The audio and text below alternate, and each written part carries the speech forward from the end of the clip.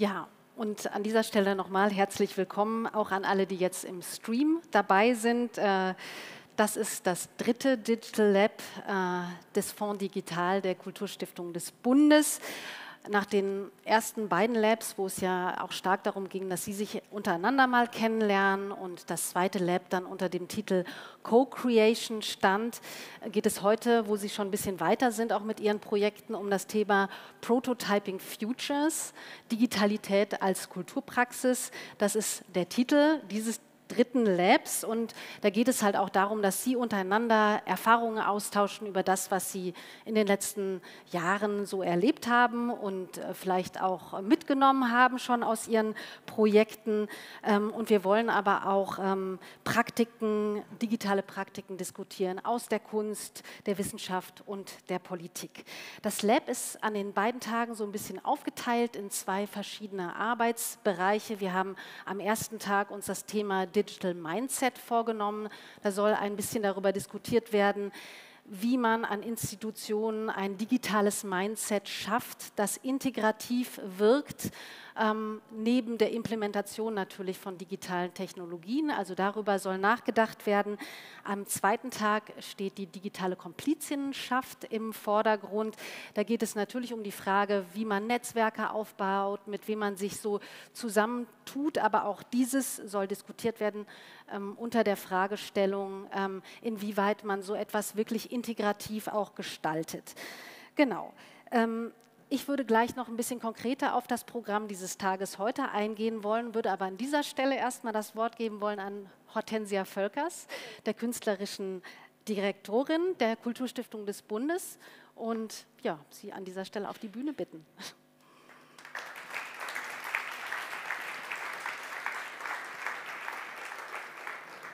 Bleiben Sie hier? Wie Sie möchten, ich kann auch.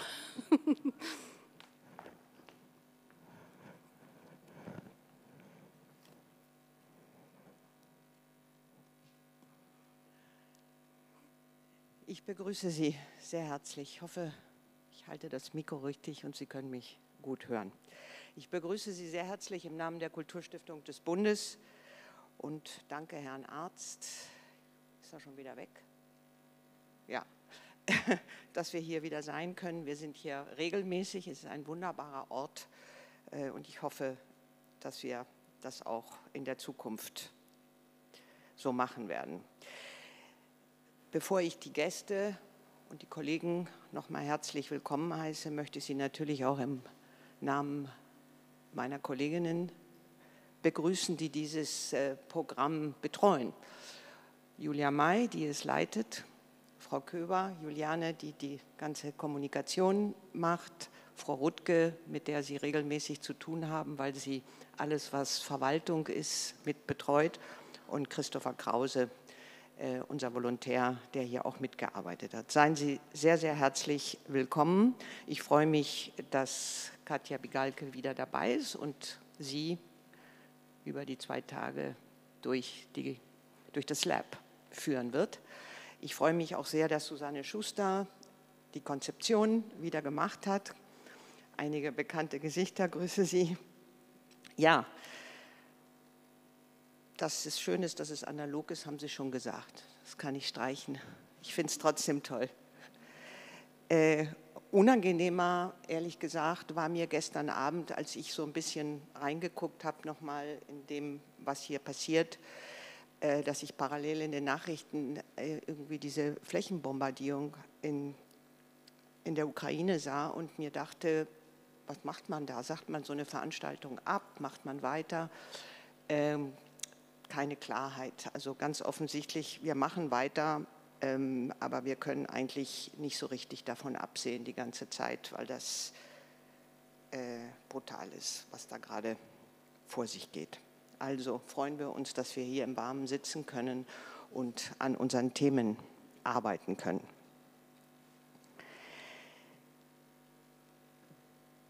Sie erlauben mir, dass ich ein ganz bisschen rückwärts gerichtet bin, was eigentlich gar nicht passt zu diesem Programm, weil wir gerade 20 Jahre Kulturstiftung des Bundes haben. Ich war vom ersten Tag dabei und höre jetzt auf in wenigen Wochen und insofern ist so dieser Blick zurück, was wir da eigentlich gemacht haben, sehr präsent. Und wenn ich so lese, Prototyping, das ist, was Sie jetzt hier tun, was Sie arbeiten, dachte ich mir, irgendwie in der Richtung ist das, was wir eigentlich diese 20 Jahre gemacht haben.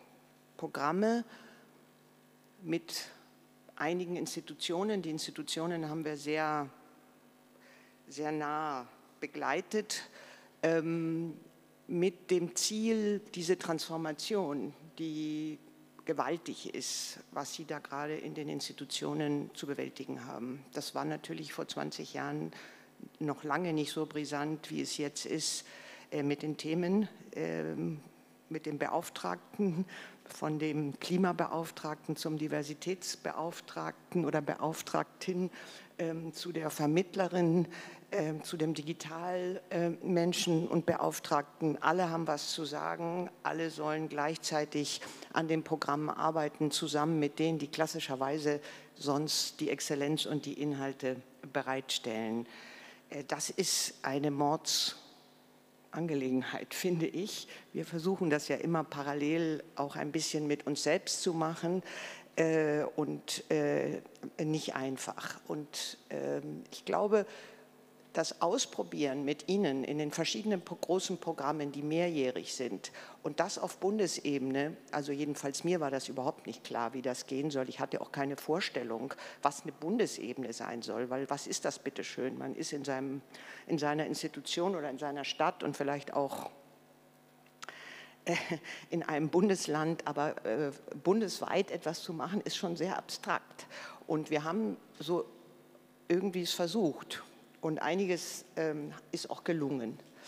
Das Fehler machen können, das Scheitern ist, finde ich, wahnsinnig wichtig. Und es fällt aber allen sehr schwer, darüber zu sprechen, was nicht klappt. Ich habe mich schon immer gewundert in den ersten Jahren, als wir unsere Teamsitzungen hatten und dann ich immer gefragt habe, was klappt denn nicht? Dann fanden das alle total aggressiv. Was will die eigentlich? Und weil ich das immer das Interessanteste finde.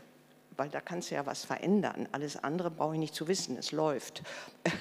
Und insofern ist das etwas, was wir gewohnt sind, was wir geradezu aufrufen, dass man scheitern kann und dass man das kommunizieren kann. Leute, so geht es gar nicht, das muss man so machen. Dass man sich austauscht, natürlich auch was klappt. Ja, und das, was wir da mit diesen Programmen und mit ihnen machen, diese Prototypen und die Veränderung dahinter in den Häusern, weil es geht nicht nur um ein cooles Tool, nichts dagegen. Ich finde, hier sind ein paar ziemlich coole Sachen dabei. Aber was passiert in den Häusern? Schaffen Sie das, dieses gemeinsame Arbeiten an einer Sache, was man agiles Arbeiten ja nennt. Man kommt zusammen, um an einer Sache zu arbeiten und ein Prototypen, gucken, passt das so? Sind die Texte richtig? Sind die Bilder richtig? Ist das Material das Richtige? Wird es richtig vermittelt? Und so weiter. Und eigentlich, wie man das üben kann, das entspricht überhaupt nicht so, wie ich es in meiner Generation gelernt habe. Da war jeder in seinem Kabuff und glaubt, der ist der Wichtigste. Und dann hat man geguckt, wer hat hier das Sagen? Und die anderen mussten irgendwie da hinterherziehen. So ungefähr. Und das ist total out. Das geht überhaupt nicht mehr. Und das umzulernen ist sehr schwierig. Und das sind die Prozesse, die wir mit großem Interesse anschauen. Und wenn wir mit 35 Institutionen oder wie viel auch immer gerade in einem Programm dabei sind, ist es natürlich eine vernichtende Größe.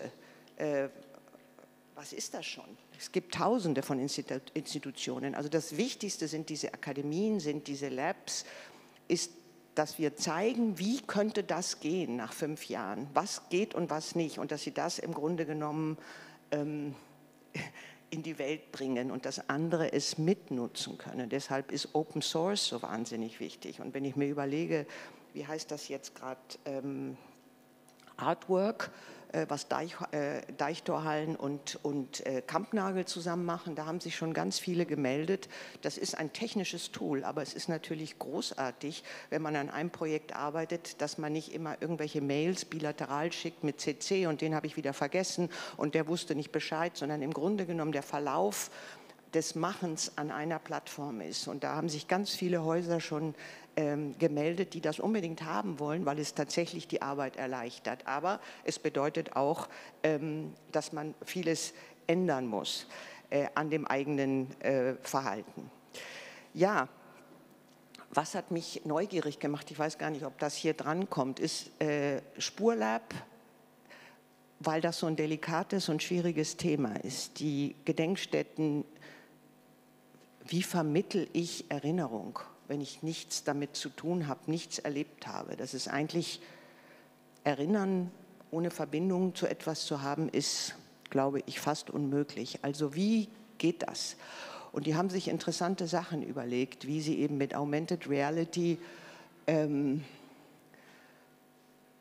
Informationen, Bilder, die nicht mehr da sind. Wenn ich in einer Gedenkstätte nur die Grundrisse von Baracken sehe, dann kann ich in diesem Display, den ich in der Hand habe, die Bilder sehen und historische Bilder. Und das, habe ich das Gefühl, wird so gemacht, dass es immer noch einer respektvollen, auch mit Emotionen, aber Distanz vermittelten Geschichte und nicht in Form eines Events, was im Thema Gedenkstätten gefährlich ist und auch überhaupt nicht passt. Also das finde ich, ist ein großes Thema, wo viele, glaube ich, davon profitieren werden. Herne und Bochum ist natürlich irgendwie auch so der Hit, Joe's Memory. 80 Leute aus ganz Deutschland haben sich beworben und eine kleinere Gruppe ist irgendwie nach Frankreich gegangen und die haben an einem Spiel gebaut von jemand, der Objekte findet und diese oft etwas schwierigen, ein Stück Stein, wo man eigentlich nicht weiß, was das sein soll, das befragen kann, um zu verstehen, was erzählt uns dieses Stück Stein oder diese Scherbe. Sind auch da. Ich freue mich über Ihren Beitrag. Ja, ich könnte jetzt immer so weitermachen. Ich glaube aber, das sind so die Sachen, wo ich ein bisschen reingeguckt habe. Natürlich auch die Archive Hamburg und weiß ich gar nicht mehr, mit wem die sind, das Museum für Kunst und Gewerbe. Also wie kann ich diese Sammlung und diese etwas drögen Archivierung und Digitalisierung interessanter machen? Alles Sachen, die alle gebrauchen können. Und wir müssen das in die Welt bringen. Deswegen ist es so irre wichtig, dass wir in dem Jahr oder zwei, wo noch weitergearbeitet wird, dass wir diese Sachen präsentieren und dass andere sie mitnutzen können. Weil es sind Dinge, die gebraucht werden, zumindest sehr inspirierend sein sollten. Ich gehe jetzt hier wieder runter und lasse jetzt vernünftig arbeiten und danke ganz, ganz herzlich für die Organisation. Ich hoffe, das Essen ist gut und die Pausen, die wir wissen, immer so wichtig sind, weil da passiert eigentlich auch Wichtiges. Und danke Ihnen sehr, sehr herzlich.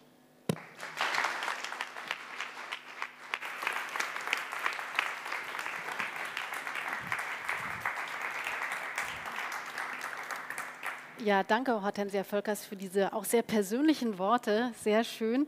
Genau, und ich würde jetzt an dieser Stelle noch mal einen kurzen Überblick über den heutigen Tag geben und an dieser Stelle ins Englische überleiten oder switchen, weil die Lightning Talks, die werden wir in Englisch halten, das Panel danach dann wieder auf Deutsch moderieren, aber jetzt also in Englisch geht es weiter. A lot of keywords were already mentioned, which will matter today. So this third digital lab of the Fonds Digital of the German Cultural Foundation will deal with the topic of the digital mindset and community building, and we will discuss these topics under the question of integration and participation. This will be just like our viewpoint on these topics. And for today's program, we will talk about how to set up a digital mindset in institutions, a mindset which will be not discriminatory and which will be open to different groups who are oftentimes as well not part of the technical world. This is quite a challenge, I guess. And this is something we will discuss in the lightning talks, which will take place right after this short introduction. And then we will have a chance as well to discuss the heard afterwards in a panel discussion with the presenters of the lightning talks and some of you who will be part of the discussion as well. So you can talk as well a little bit about the experiences you made in your projects concerning the digital mindset and maybe as well the challenges you experienced in your projects. After the panel discussion, there will be a short break, and then, or it will be a longer break, you will have an hour time to meet here in this beautiful space, and then the workshops will start. I guess everyone knows for which workshop you registered, and the workshops will happen all over the place here, so there will be one over there, another one here in this cube, and another one right besides the blue palm, which you see over there.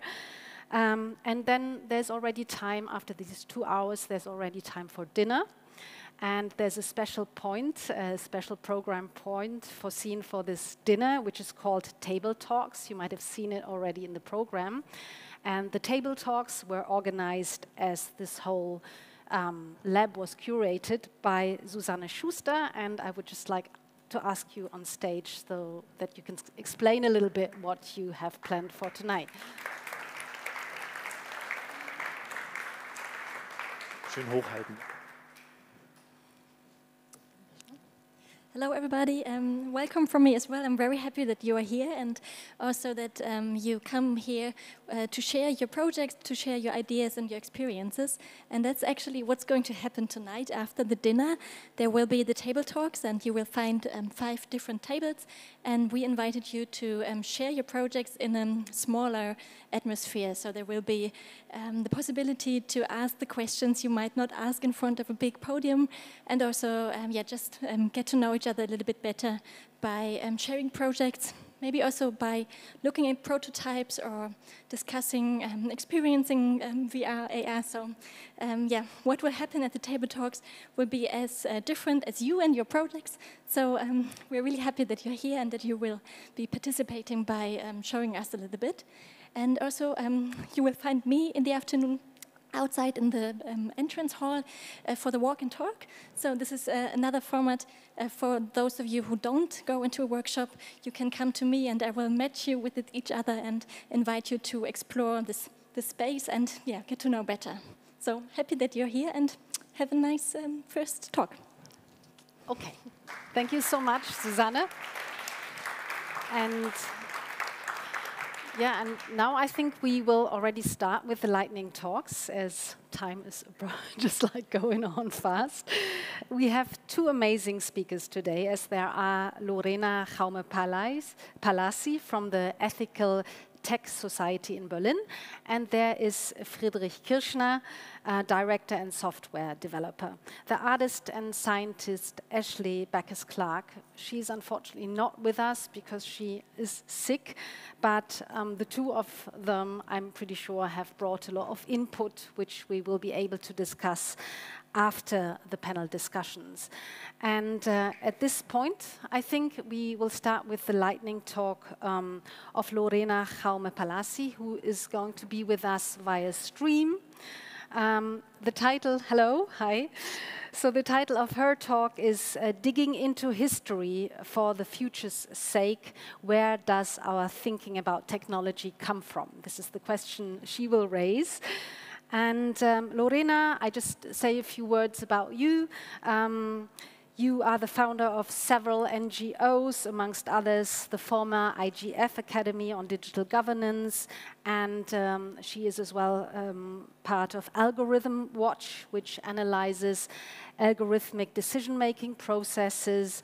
In her research, she's very much interested in power dynamics at the interface of technology, ethics, and regulation. She's also part of the International Advisory Board from the Panel for the Future of Science and Technology at the European Parliament. And in her talk today, she will focus, if I understood correctly, on the historical structure of our thinking about technology and in which way this is as well linked to power relations and specifically to colonialism. So LORENA JAUME-PALASI, the stage is yours, and I'm very happy to listen to your talk. Yeah. Thanks so much for the invitation and for having me. It's a great pleasure to be here. Let me share with you my presentation. So, indeed, I want to talk. Is it working? No, it's freezed. Yes, now it's working. So I'm going to start by asking why does technology do a lot of things that we don't want it to do? So we see that biometrics is not identifying specific portions of the population, and it's creating racist discrimination at mass scale, or it's creating discrimination in the health sector. Not only at the borders, there's also discrimination that we are seeing being amplified by technology being used by in the private sector or on human resources. We also see that technology that is being used can be ableist and reflects specific approach to human bodies that excludes the specific communities. And overall, what we see is that the concepts that are being created for technology in the very end fail us to a certain extent. And the question is why? And for that, I would like to first go into or dig into the idea of technology, which is a concept that consists both of what I said would call a techno part, that is a material part. It's the set of tools, machines, and systems, devices that are used in practice, in practical sciences, in practical arts and engineering. But it also consists of a logic, modes of operation, sets of practices and skills and ways of thinking. So when you have a computer, for instance, it's not only the physical device that you are owing and the idea of technology, but you're also, but this device has also a set of logical implications, of a set of ideological implications that only permit you to process things in a very specific way. So it's there's also an epistemological part to it. Now, if we want to understand that epistemological part to it, or and also this material part, I think it's important to put technology as a concept that has a lot to do with organizing things. And to a certain extent, when we talk about technology, what we're talking about is a set or a mode in which people organize things. So to a certain extent, when we organize or systematize, we are already thinking within a specific technology. And with that, we could say that it's almost impossible to think outside technology. So the interesting part of it, it's the ambivalence of it. We, as Winston Churchill would say, we create our houses and then the houses create us. So there's a continuous development and organic interaction between us creating technology and inputting into it specific sets of ideas about how to organize on a first hand, and on the second hand, how technology is shaping the way how we think, and we keep organizing with new technologies and new layers of technologies. Now, since technology needs to be contextualized, it's important to think about how it is historically embedded. And as the great sci-fi author Nnedi Okorafor said, the future is in the past, which is an old classic saying that many science fiction writers will use. And the past of the current digital technologies that we're using, which are the cause for all the so-called bias that I presented just as an example a few slides ago, it's very much based in what we would call the coloniality thinking that that has been influencing the ways how European and Western thinking creates technology. Now, what does it mean exactly? Aníbal Quijano was the thinker that coined the term of coloniality, implying that when we talk about how the colonial past has exploited the world, it does not only address a material part of it, so it does not address a control of economy or a control of nature and natural resources, but it also affects how authority, the control of authority, the control of knowledge and subjectivity, as well as gender and sexuality. So when we're talking about coloniality, we're talking about new modes of control and exploit that are connected to a past of colonialism that is very much enshrined in our thinking. Now, to the material part of the digital, which is something that we always tend to forget. When we're talking about digital thinking, we're also talking about material dependence. This is a mine of nickel. This is cobalt. This is a mine of palladium. This is a mine of aluminium. All those material resources and rare resources that, by the way, are not in Germany or in Europe, but are mostly outside the continent, is the material basis for many of the structures and many of the technologies that we are using to create a specific digital service or a specific digital set of software tools. It's also not only a question of rare resources, but also a question of energy.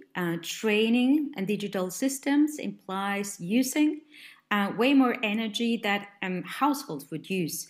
Just for example, take a look at how the speaking model of Nvidia takes for 9 days of training. It needs over the usage of 3 homes for electricity in a whole year. Just 9 days of training this type of technology. We're not already talking about the usage of this technology, but simply the training is already using more energy that 3 households would need in a whole year. So it's also energy consuming, but it's also consuming of natural resources that compete with other needs, human needs. So we're talking about water usage that is needed to cool off data centers, for instance, which are part of the digital infrastructures that are needed when we talk about the digital.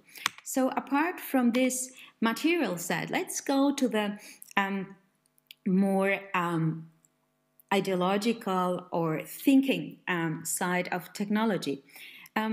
The thinking of the digital is very much based on an idea of rationality that was very much coined by Cartesian thinking. The thinking that to make observations and to understand what is, to understand to a certain extent what are the laws of nature and are the laws in nature with mathematical methods, need to first detect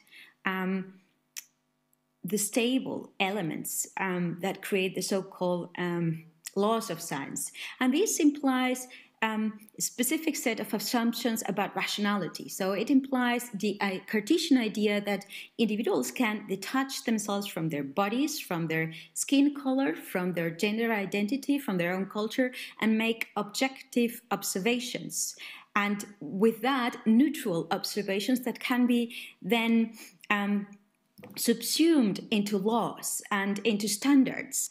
And of course, that idea and this concept of rationality is abstract, is genderless, is raceless, and this static and self-contained and self-sufficient subject that contemplates the external world, as Abeba Birhanu wrote in her article about algorithmic injustice, is disembodied and disinterested observer that it's impossible to fulfill in the real world.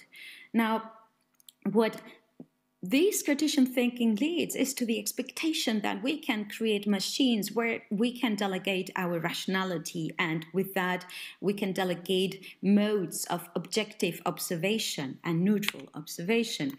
But in the very end, what this is based upon is an essentializing approach that is highly complicated and leads highly problematic, and leads to ideas like the skin tone scale that we are using, for instance, in biometrics. While skin color is a continuum, what we see that the technologies that we use are doing is essentialize basically human traits, thinking that you can create a specific set of categories in which you can enshrine the human essence in a generic and universal way.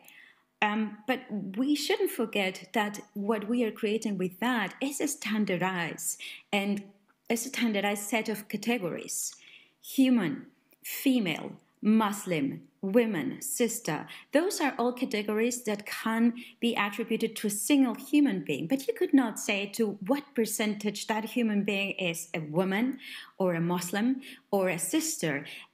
Human identity and social events are complex, and they are ambivalent, and they cannot be enshrined in categories. So to a certain extent, we can say that this form of datifying as a form of distortion, in the same way as Cubism was trying to depict three-dimensionality in a two-dimensional canvas. What we're getting is a map, but not a territory.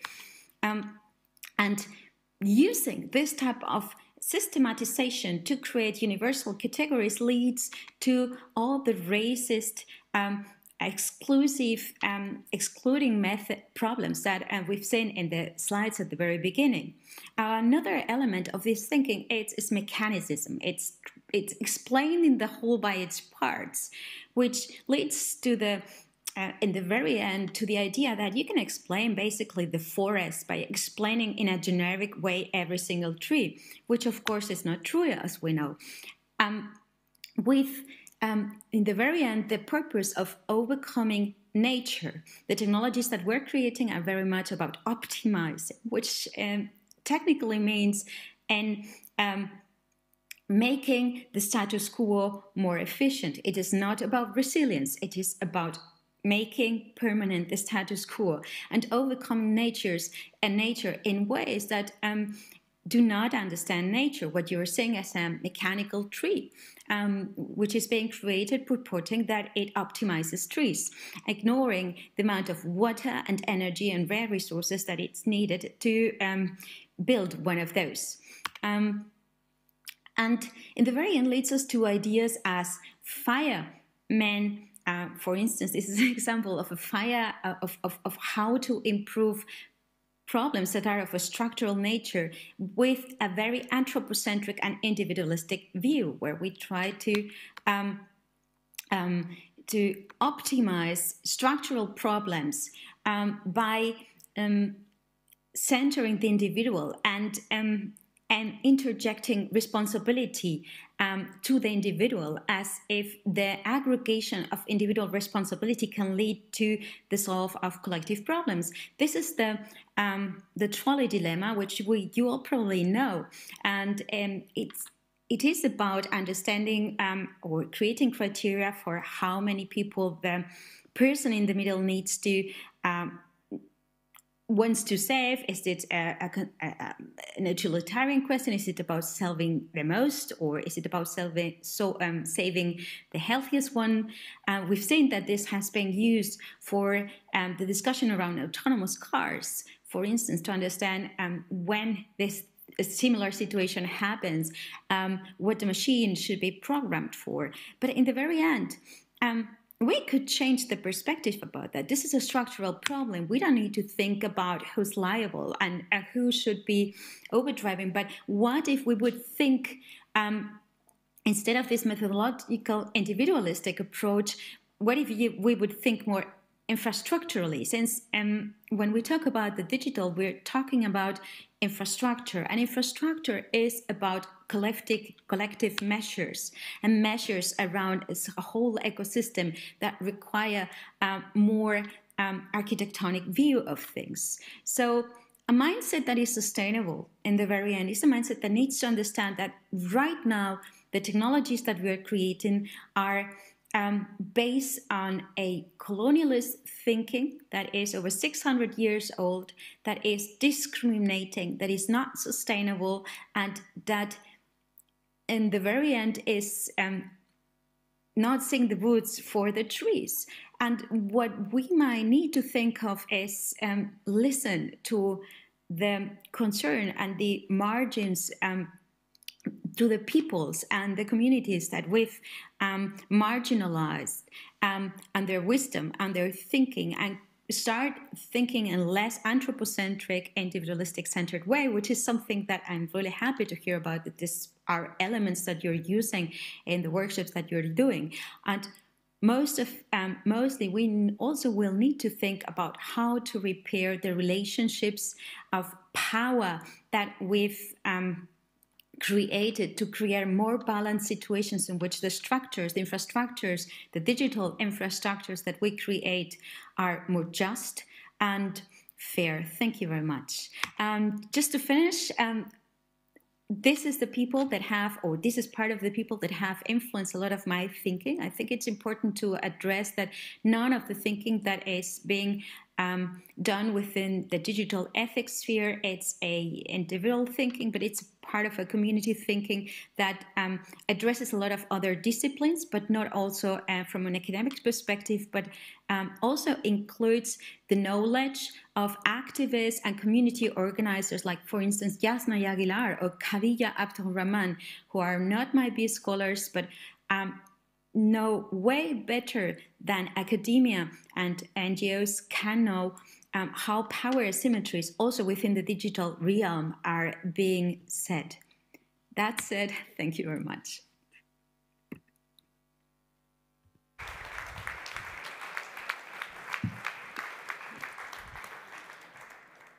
Yeah, thank you very much, Lorena. That was very interesting, and I think there are a lot of points to which we will come back later in the panel discussion, and I think they are very important to the discussion when it comes to just like the concept of what a digital mindset can look like, yeah?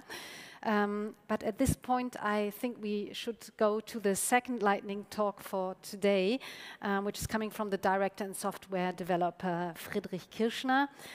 He's the founder of the university program Spiel und Objekt, Play and Object, at the Ernst Busch University for Acting. He uses a lot of approaches which you will find as well in gaming and video gaming as a base for participatory interactions. And his lightning talk has the topic, Why Though?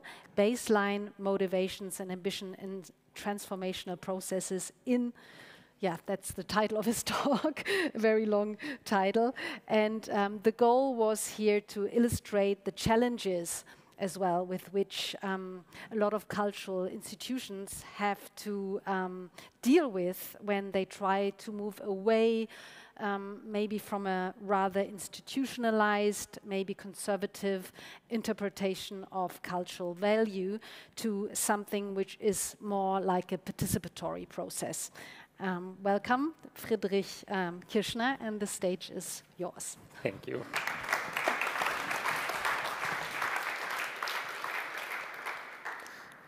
That was a lot of words. Thank you so much for having me. Thank you so much for inviting me on somewhat short notice. I'm very happy that I can be here. I'm also a little bit sad that you can't see the other person that should have been here instead of me. And I couldn't be more happy for the talk that we have just had the pleasure to listen to today, because I think I'm going to try to build on top of that to some extent. And there were a lot of very complicated sentence structures in my talk description. That was because I had to write it in somewhat short notice. But the essence is really that. We're going to, in the next 10, 12 minutes, we're going to ask, why are we doing this? And it's a very fine line between asking a very obvious question and stating the obvious. And in sociology, asking the obvious question is sometimes the thing that you really need to do, and that is the hardest thing to do. So what I thought I could bring with me today, and I bring to you, and I hope you can use, are some questions that I have asked for the past 10 years in the institution that I am in. It's the University of Performing Arts Ernst Busch. It's not necessarily a lighthouse for digital media. For those of you who are in Germany, you know that they are an institution that is in between a cultural institution and an academic institution, which comes with a lot of challenges. So I'm very happy to do digital transformation in multiple institutions at the same time for the past 10 years. And one of the things that has kept me kind of interested in doing this was always being made to question, why are you doing what you are doing, by my colleagues. And that might have been something that was really weird to me when I started, but I have come to appreciate this very, very much, and I'm going to touch on a lot of the points that we've just heard and try to break them down into like a very German institution and how we can kind of navigate those sorts of things. So as we've just heard, and I'm super happy for the talk, and also the references of the wonderful people that have done all of the academic and social work, that I can firmly state these sorts of things. Technology is a boundary object for discussing power relations. Those who are in power structure the everyday agency of others. And if you work on institutions, then you are the people who are structuring the agency of others. You have that responsibility. Even though you might not have in your everyday job the possibility to really make the decisions to structure them, you're still burdened with the responsibility of structuring them. This can be very hard. And I need to do this that way. So what I mean by that, I really like circles. The large circle represents the experiences of the everyday. This is going back to theories from Goffman and basically interactionism. But then when you're a cultural institution, you do generate experiences that are only made possible by you. So you give the opportunity for other people to experience something that they couldn't otherwise experience. And obviously, there's a whole bunch of other people that are doing that too, like Netflix or like Activision or other very, very large-scale organizations. So the question is, what opportunities do we actually create? And how can we create opportunities that stand on their own in this whole jungle of possible things that people can do? And so this is another reference to something that has been very well stated just before. And this is from a paper from 1981, The Manufacture of Knowledge by Karin Knott-Cetina. And she states that to the objectivist, the world is composed of facts, and the goal of knowledge is to provide a literal account of what the world is like. And a lot of cultural institutions have that as their baseline. This is why they do the thing that they do. Because there is a fact, there is a truth, even a poetic one can be a truth or not a truth. And this is also the main change in thinking of a generation of people that in this specific article, Karin Knott-Cetina offers a completely different approach, a social approach, an approach of negotiation of what is a truth that is ephemeral and that is not necessarily the same for all time. And this changes everything. Because if you're an objectivist and you're trying to conserve a non-relational truth, then I do not want to support you in your digital mindset, because it's horrible. And this is if we have not discussed this, if you have not had this discussion in your institution, then this is something that you should discuss. If you've had this discussion in your institution and your institution is an objectivist, then leave is my point of view. And this we really have to face. This is the cornerstone of everything that we talk about when we talk about transformation. We have to make sure where we stand on this. And if we don't know, then that's fine. There's time. If you want to change, there's time. But this is a key factor. You have to make sure that you understand where you are and where the other people are. All right. Wait, I had this one too much. OK. And then once you are ready to do the work, there's a bunch of other questions that I don't have answers for you because they're very specific, but they were helping me very much in structuring an academic program. Like, what world do you want to allow to exist, and for how long? Also, for how long can you sustain that? What lived experience do you want to give space to, and for how long can you sustain that? And who do you want to reflect its histories, and for how long do you want those people to reflect your histories? You don't have control over all of these things. It's very hard to relinquish control.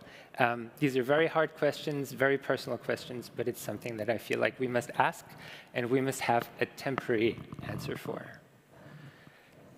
Your digital infrastructure will always reflect your boss's communities of knowledge. This is something that is a fact. Sometimes you will have to work around that and become your own boss in an area that people don't know that you're the boss yet. If you can't change that, you have to have a conversation with your boss that might be painful, and you might have to leave. This is super important. I'm not good at aiming. OK. If you yourself are not a part of a community of knowledge, that's fine. But don't invite those that are, but give them your keys. And then hang out with them and see if you like it. And try to make sure that you're just hanging out with them to see if you like it. And tell them in the beginning, so that they know that they will have to leave at some point in time. And they're not going to be here forever. Don't tell them that they'll be here forever and that you're now giving them this space if you know that you only have funding for a year or two. This is super important. It's called responsibility. And what spaces do you let them build if you invite them to your home? Because you have to let them build stuff. You can't just invite them to your home and be like, hey, we put up a motion capture rig for 250,000 euros. What if they want something completely different and they want to build something? What if they want to remodel your kitchen? Would you let them remodel your kitchen? You can compare. Who would you give your keys, and who would you want to let remodel your kitchen? These are very easy, simple questions, very hard to answer. And there's because I'm speaking very broadly, there's a wonderful case study by Eva Fischer that was presented also to me as part of the Expanded Animation Symposium that was part of the Ars Electronica Festival this year. The text is way too small, but there's like 2 links, and since this will be on the internet, you will be able to find these links on the internet and probably have to type it in there. This is part of a larger talk, so you'll have to scroll forward to her presentation. It's a very good presentation. And they were handing keys over to other people, and they were creating a plethora of different digital spaces that are ephemeral. And they invited people that invited people, and they were having dinners and talk to each other over food. And that created a space where communities could inhabit.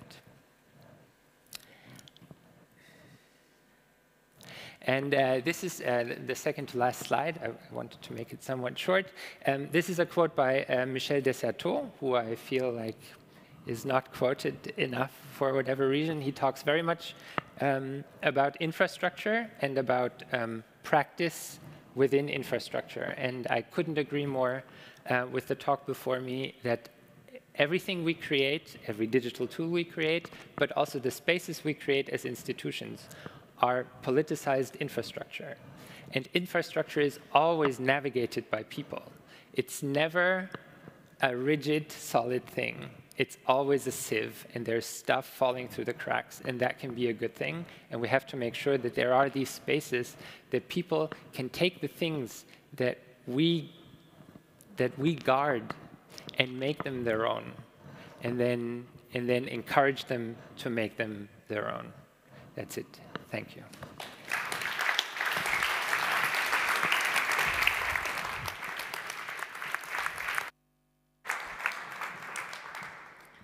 Yeah, thank you so much, Friedrich Kirschner. I think there have been a lot of very concrete questions raised, which I think will be extremely helpful to use as well in the panel discussion, which we will have here on the stage, starting at 2 o'clock normally, but I think it will take some time to rearrange the stage, and then we will be here together when everything is ready, I think in a couple of minutes. Thank you so much. And yeah, and I think there are 2 people with us on the stage coming from the Fonds Digital projects, and we will be here then all together. Yeah, see you then.